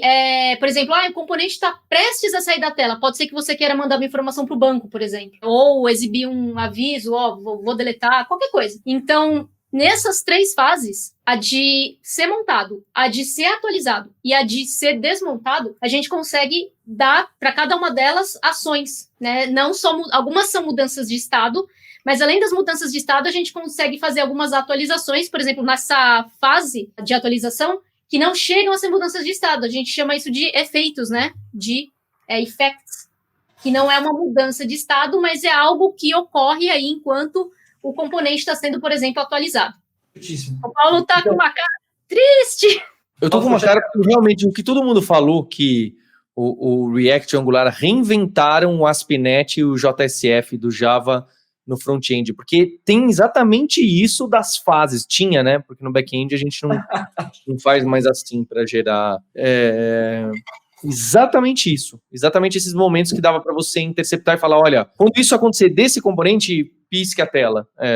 Exatamente esse mecanismo. Você pegar o ciclo de vida dos componentes, não é? E aí ele já deixou bem explícito pelos nomes que você está colocando, o momento que nasce é que ele já nasceu, o momento que morre é que ele vai morrer, não que ele morreu, né? Isso. Para ficar mais preciso, peraí, nasceu ou vai nascer? Não, nasceu, já montou e tá na tela. Não, morreu, já não tá na tela? Não, ele vai, vou tirar agora esse cara. Então ficou bem claro esses nomes, assim, já atualizou? Não, vai atualizar, quer fazer alguma coisa agora? Porque ele vai atualizar. Então esse ciclozinho de estados do próprio componente React faz sentido. Quero ver onde deve ser para vocês fazerem o spinner, né? Alguma coisa. Exatamente. Isso. Paulo, e agora um ponto bacana aqui é o seguinte, você tem exatamente esses nominhos aqui se você estiver trabalhando com o componente de classe, né? Que é o formato mais antigo do React. Era isso Nessa forma mais nova, manda bala, Ju. Então, a gente, quando lá atrás, usando os componentes de classe do React, a gente passava, né? Componente will unmount, componente did update, componente did mount, etc. Agora que a gente está usando essa forma funcional com hooks, é um pouquinho diferente e a gente vai usar um hook específico para substituir toda essa parte do meio da vida, né? Que é a parte de atualização, que não é uma mudança de estado mesmo, está lá o componente só sendo atualizado. E vai ser, como a gente chama isso de efeitos, né? Vai ser o use effect. Para que então que a gente pode usar esse use effect? A gente está trabalhando aqui dentro desse componente, né? O nosso quiz, né? Todo esse componentão que está fazendo várias coisas. Então ele começa com um estado de loading, e o estado de loading tem que acontecer alguma coisa na tela. Terminou esse estado de loading, tem que fazer essa mudança aí de loading para quiz, depois de quiz para result, certo? Então, a gente não vai usar aqui um set state quer dizer, a gente vai usar um set state para fazer essas trocas. A gente vai fazer duas coisas, na verdade. A gente vai usar esse hook que o Mário está criando aí na linha 93, que é o de mudança de tela, né? Que ele está chamando de screen state, né? Então, lembrando que a gente trabalhou com hooks lá nos vídeos anteriores, o use state, em react.useState a gente define o estado inicial. Então, como a gente combinou, o estado inicial é começar com o estado de tela loading, e começando com o estado de tela loading significa que a gente vai carregar o nosso widget, loading widget, que está lá embaixo, certo? E aí vai acontecer alguma coisa no rolê aí da nossa interação de usuário, e a gente vai usar setScreenState para mudar esse estado de screenstates.loading para screenstates.quiz, ou o que a gente quiser. É que nesse caso, se a gente fosse executar como está agora, não ia nem aparecer o loading, porque não dá nem tempo, ele já tá no quiz, certo? É pior, você gera um loop infinito, ó. Eu derrubei o servidor aqui, Paulo. Porque... Pensa assim, ó. Sempre que você seta o state, o que o React faz? Se você mudou o valor. Ele vai tentar atualizar. E aí ele... Exatamente. Tá. E aí ele vai chamar a página de novo, e ele vai atualizar de novo. Então, ele sempre vai ficar chamando isso aqui em loop infinito. Esse aqui é um ótimo exercício para fazer na sua casa. Você pode ganhar o seu achievement aí, seu achievement do loop infinito no React. O Paulo acabou de ganhar aqui mais uma imersão que o Paulo chega no... Deve ser um estouro de pilha, talvez, até, né? Não sei. Ele mostra até o erro aqui no terminal. Aqui, ó. He rendered more hooks than during the preview render. Ele até fala aqui que você renderizou demais. Ele tem um controlezinho aqui. Mas, Ju, como é que a gente sai desse problema aqui? Então, a gente precisa dizer quando que a gente vai mudar de um estado para outro. Então, já que nesse caso a gente não está chamando uma API, precisa esperar essa API carregar, etc., a gente pode emular esse comportamento. Vocês vão dar um wait aí, né? Vocês vão enfiar um wait aí, né? Mais ou menos. A gente vai dar um intervalinho, né, de tempo com o nosso querido setTimeout. E vamos dizer assim, vai ficar rolando 1 segundo, por exemplo. Então, 1000 milissegundos. E só para a gente poder fazer duas coisas. Para a gente poder emular esse comportamento e para você aí de casa poder fazer o seu spinner funcionar. Mas por que isso vai tirar o loop infinito? Porque ele vai esperar 1 segundo, você tá pro quiz, aí ele vai atualizar, vai pro quiz... E aí ele não vai atualizar de novo, ou ele percebe que não alterou, porque de quiz para quiz ele não faz nada? Então, na verdade... Ele não é tão esperto assim. A gente precisa dar mais uma dica, e aí vai vir com esse... Não, aí ele vai continuar infinito, certo? Só que ele vai ser um infinito lentão. Exatamente.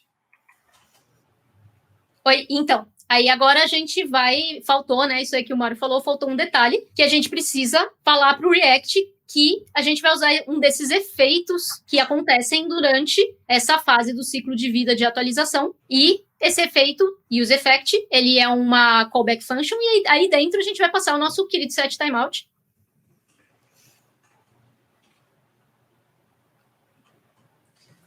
E aí a gente vai trocar. O que acontece depois? O que esse setTimeout está fazendo aí? É depois de 1 segundo passado, ele vai chamar o hook de screenSetState e vai mudar o estado de screenstates.loading, que é o inicial ali da linha 93, ele vai mudar para quiz. Então, agora, o valor da variável... Agora, né, neste momento em que isso acontecer, o valor da variável screenState passa a ser quiz. E aí, tudo bem, mas aí ele vai renderizar de novo o quiz page. Por que ele não vai chamar o useEffect de novo? Aí é que tá. Aqui, ó, ele vai entrar nesse momento de nasce aqui, Paulo. Esse array aqui, ele é muito... Porque você comentou que no ASP.NET e tudo mais, ele era muito baseado no tempo, né? Então, quando nasceu, quando morreu, quando vai morrer, no caso, o useEffect é baseado nos valores. Então, aqui, ó, você consegue falar aqui, ó, eu quero que rode esse código se esse valor mudar. No nosso caso aqui, a gente está passando nenhum valor, então esse aqui é o modelo padrãozão, é o primeiro, o hook mais básico que a gente tem, que é, como nenhum valor está mudando, então a gente basicamente vai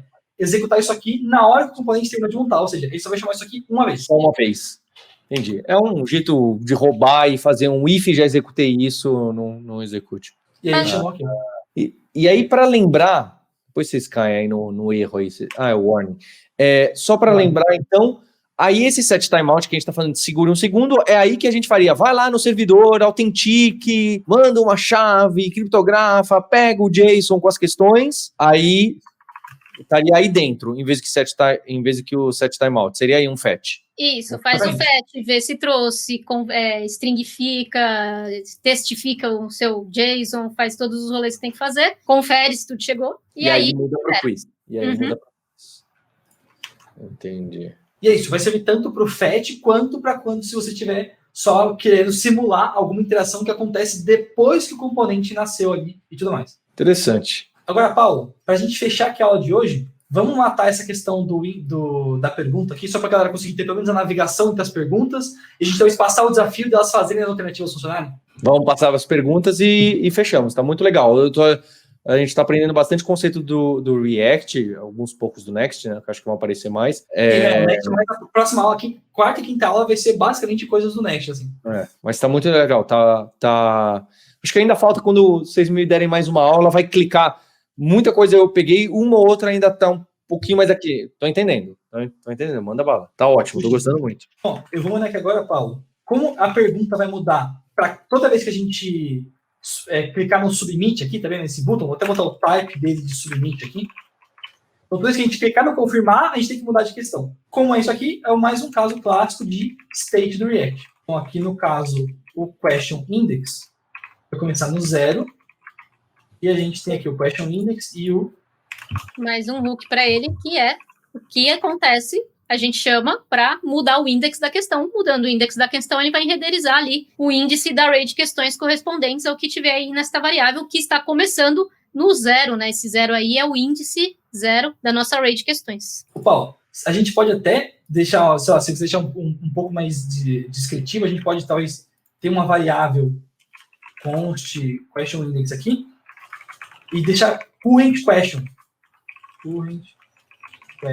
E aí o set aqui vai ficar set current question. Enfim, a possibilidade aqui é infinita, você pode fazer do jeito que você quiser, você pode clicar isso aqui, salvar uma variável, preferir chamar do jeito que você achar melhor. O importante é que quando a gente mexer nesse set current question aqui, aí sim a gente vai pegar e vai mudar qual pergunta está sendo renderizada e tudo mais. Agora é o seguinte, quem tem o formulário é o nosso question widget aqui, certo? Então, se a gente vier aqui, ó... Você vai ter que passar para ele. Aí que tá. Aí que a gente pode ir por partes. Então, ó, primeiro de tudo, você lembra como que a gente fez para interceptar na hora que a gente estava digitando no input, Paulo? O que a gente usou? OnChange?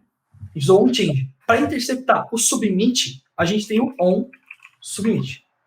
Bom e velho. Bom e velho. Da época que eu era o Master.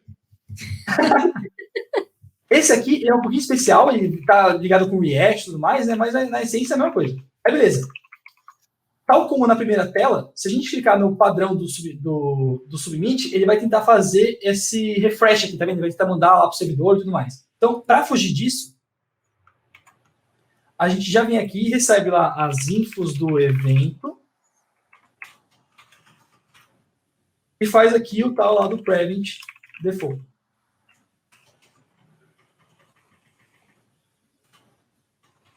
Beleza? A gente podia criar o nosso componente de form que já sempre faz isso, porque provavelmente no React e no Next o tempo inteiro você faz assim, né? Exatamente. E aí a gente tem o set current question aqui, certo? Como esse componente aqui do question widget tem o onSubmit dele, a gente pode passar a nossa função que vai executar lá dentro, sem precisar passar esse set current question aqui e tudo mais. A gente pode vir aqui e interceptar lá dentro o onSubmit. A gente pode só criar a nossa função aqui, function handle submit, que é a função que vai capturar o submit ali.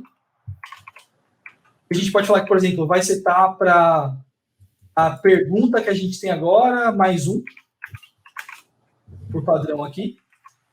E esse handle submit, tal como a gente fez até agora, a gente passa como um parâmetro aqui. Normalmente, no React, o pessoal tem o hábito de colocar como on. Porque, pô, você quer no submit do question widget, você quer chamar essa função aqui. Duas perguntas. Eu poderia ter passado como argumento o set do estado, né? O set current question, só que aí fica meio mais acopladão, é isso. Por isso que vocês não queriam, podia passar essa variável e lá dentro eu mexo o form e faço um submit como quiser, certo? Dava para fazer. Sem contar não é tão bonito. A gente tem também o gerenciamento de tela, né? Do state aqui, tá vendo? Então aqui a gente, em algum momento, vai ter que chamar o result. Então, isso, aí tem que fazer um if, né? Quer dizer, um if que não dá para fazer, ou dá para fazer aí o if. Para saber se chegou na última questão, a gente tem que trocar o state de novo. Isso, exatamente, Paulo. É isso aí. Quando a gente... A nossa linha 115 ali, ela não está dentro do render, né? Isso é JavaScript. Você pode fazer um if aí, não tem problema. Verdade. Você pode falar que é uma função aí dentro, sei lá, se tem mais questões, vê se aí se tá no final da array, se não tiver no final da array, se tiver mais questões, faz alguma coisa, mostra a próxima questão, se não, vai para a tela de resultado. E aí vai colocando a complexidade, né? Depois pode contar ponto, isso aí a gente vai deixando um pouquinho mais para frente. A sua validação seria mais ou menos isso aqui, né, Paulo? Você quer verificar se a próxima pergunta em relação ao total de perguntas que a gente tem. Não sei se tem um mais um, menor, igual, sei lá, mas é isso aí. Justíssimo. Então, se a próxima pergunta for menor aqui, a gente pode vir aqui e só pegar e falar para ele seguir vida e continuar no nosso looping de questões aqui. Então, dá para fazer isso aqui tranquilo. Então, a gente criou essa função aqui, ela tem o nosso código que vai ter que rodar no submit, a gente basicamente passa ele para cá, e lá dentro do question widget... O else agora não precisa mexer, ali no... Aqui pra gente mandar com o resultado? A gente fez uma telinha de... tem uma telinha de resultado, sim, isso. Boa. Tudo bem, depois a gente vê o que... Se não funcionar, a gente segue. Então aqui, ó, se um submit, a gente volta para cá, lá no topo do componente, recebe como argumento aqui, e executa essa função aqui dentro. Então, a gente conseguiu prevenir o efeito aqui, e o legal é isso, né? Para quem está chamando a função do handle submit, a pessoa literalmente só precisa se preocupar com o submit do quiz aqui. A pessoa pode até colocar aqui, handle submit do quiz. Deixar um nome mais específico. Não é qualquer submit, é o submit do quiz que a gente está trabalhando aqui. E se para o pessoal que está acompanhando em casa tiver ficado alguma dúvida sobre como é feita a troca de telas, né? A troca de telas é gerenciada ali, a troca de tela, né? A troca de pergunta, né? A renderização de uma pergunta nova, ela é feita através dos índices da nossa array de perguntas, a gente vai trocando o índice atual, né? Do estado atual, nos nossos hooks aí de... Onde estão? Na linha... Isso, aí onde o Mário está mostrando na tela. Então, essa lógica... Oi, fala. Não, eu falo, o questions é um array, tá vendo? E aqui dentro ele tem as suas perguntas aqui, que por enquanto eu coloquei só duas, mas tá aqui, ó, cada objetinho desse aqui, então esse aqui é o item 0, esse é o item 1, e assim por diante. Então, tem duas arrays diferentes que a gente está trabalhando. Primeira é a de questões, né, que é uma array de dois índices, que cada um é uma pergunta. E para cada um desses índices dessa array, a gente tem dentro as alternativas, e cada alternativa também é uma array de dois índices, cada um é uma das alternativas de cada pergunta. Perfeito, João. Mas isso é tudo JavaScript. Nada parece, é que a gente falou, parece muito miraculoso, mas isso aqui são loops do JavaScript, são maps do JavaScript nas alternativas, e só uma mudança de estado que pega, no caso das questões, que pega o primeiro índice da array, né, o índice 0, e assim por diante, porque a gente está adicionando lá com um bom e velho mais um, para ele ir pulando de índice em índice. Certinho? Dá até para atualizar aqui, né? Certinho. Eu entendi, gostei. E é interessante que o próprio estado da tela, né, em que tela eu estou, em que momento da aplicação eu estou, é gerenciado pelo mecanismo de use state do React. Fica curioso, né?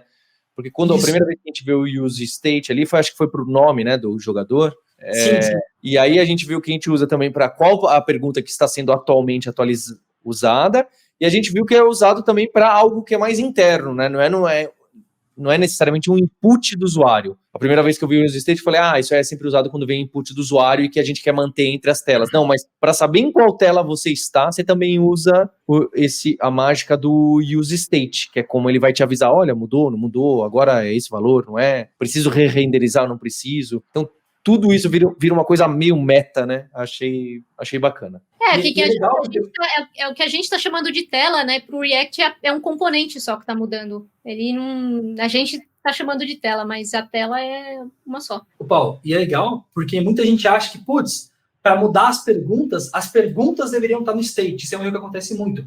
Mas repara que aqui não são as perguntas que estão no state. Quem está no state é só o índice. Então, o índice é a única coisa que muda, porque a gente já tem as perguntas salvas aqui no nosso sistema. Se viesse de uma API externa, aí sim. você teria que pegar as perguntas e se botar uma tela de loading. Quando você baixou os dados, você salva essas perguntas no state, e aí depois, na hora de trocar, ainda assim você teria que ter o state de qual pergunta que está ativa agora. Como se fosse um carrossel. Qual item do carrossel está aparecendo agora, e assim por diante. Ótimo. Acho que agora a gente Fechou? Nosso quiz agora tá tomando mais corpinho. Tá com caramba aqui já, ó. Tem loading, tem esse key, que a gente vai falar na próxima aula para você o que é esse warning de key aqui. E também vamos mostrar mais recursos do Next, então a navegação de SPA, vamos falar do modelo de Lambda, que vai ser o que vai ajudar vocês a conseguirem compartilhar os quiz entre todo mundo. Enfim, vai ter bem mais coisa de Next ao longo das próximas aulas aí. Depois dessa base de React, eu espero ver você lá, também junto com as partes das animações, que tem muita coisa pra gente ver nas próximas 2 aulas aí. Então, galera, vamos se despedir da galera. Vocês têm algum desafio além do fazer as alternativas funcionarem, como a galera viu aqui hoje? Então, as alternativas têm que funcionar e falar se acertou ou não, né? E se acertou ou não, seria um estado novo para aviso de acertou ou não, ou só um alert? Vamos ver assim, no modo fácil é um alert, no modo hardcore é você fazer o state. Nossa. Aí tem que ir pro estado e esperar um segundo, ou esperar ele clicar ok, que ganhou, que é meio chato, né? Talvez seja só um estado de mostrar e isso aí. Tem muitas opções, tem como pensar. Esse é um bom desafio. Tem a questão da usabilidade também, o que fica melhor de feedback para quem estiver usando na hora de ver, acertei, não acertei, como é que eu sei que acertei, vou para a próxima, cliquei, já vai direto. E também uma questão aí de você saber quando que o jogo acaba. Também não vamos falar agora disso, a gente pode deixar como desafio aí para o pessoal ir pensando. Tem o spinner, tem o lance de você ver, né? Clicou para acertou e perdeu, e quando que o jogo acaba. Acaba quando termina as perguntas, acaba quando erra, acaba quando dá 90 pontos, também.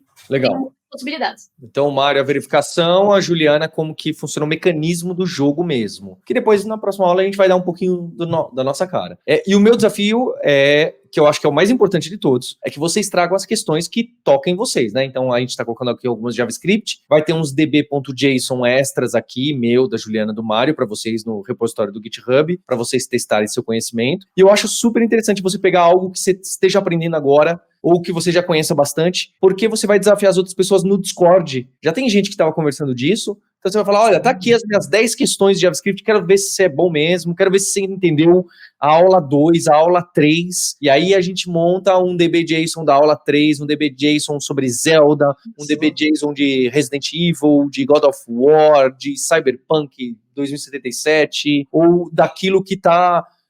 pode ser Java, pode ser .NET, quem tá vindo, pode ser Angular, e assim você vai colocando questões, até você vai ver que você vai aprender do que você acha que você sabe, tá bem? Isso é muito curioso. Então não deixe de fazer isso, deixar redondinho com as imagens bonitinhas, que assim a gente vai fechar esse universo, né? Mais uma coisa que faz parte do Aluraverso aí, a gente vai fazer o quiz, como é que você chamou isso mesmo, Mário? O quiz do quê? Da massa? Não é o quiz da massa? O quiz da galera? O quiz da galera aqui. Quiz da galera. O quiz da galera. A parte base aqui. Quiz do Aluraverso. Então essa parte é muito importante. Montem 10 perguntas, até 10 perguntas interessantes, que façam sentido, 4, 5 opções, que vai ficar muito legal o que a gente vai fazer. E assim você manda para seu colega, sua amiga, lá no Discord, no LinkedIn, para que as pessoas possam fazer, falar, poxa, acertei tantas, não acertei, compartilhar, falar o que você aprendeu no React, as suas dúvidas, a gente está lá no Discord o tempo todo, tá chovendo de perguntas de React, de Next, a gente está esperando vocês no Discord e a gente quer ver seu projeto no Instagram, no LinkedIn. Perfeito. Show de bola. Até a próxima aula, até amanhã e tchau, tchau. Tchau, tchau.